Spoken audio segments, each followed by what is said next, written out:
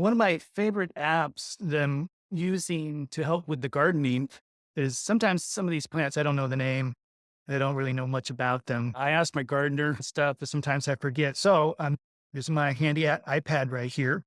I am using an app called Seek that all I have to do is point my camera at a plant. So I'm trying to do this with one hand. All right. So it's automatically saying Swiss cheese plant. I could take a picture of it and it will then people love it. It'll tell me everything about it. I can do the species. I can learn about it. This is called a Monstera deliciosa, and it's native to the area. They're one of my favorite plants. Here's all this stuff that I don't even understand, different pictures of it and everything.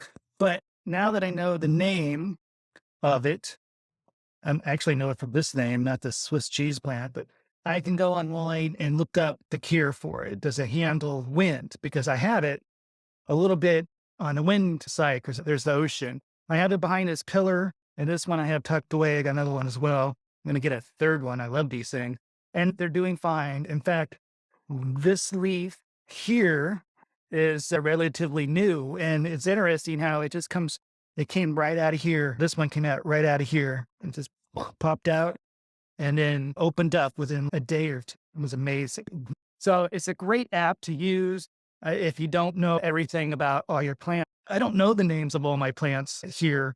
And so I've used it, and it's only in a couple of cases doesn't know what it is, but I look it up and I can see that like how much sun, how much water, and all that. So it's a really helpful app. It's called Seek, and it's on iOS, iPad right there, and hopefully it's on Android for you guys that use Android or something similar.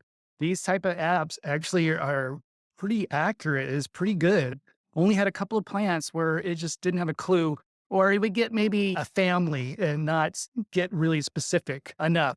It was close enough for me to know whether I should water it a lot or it should get a lot of sun or not. So pretty handy app. Definitely would recommend that.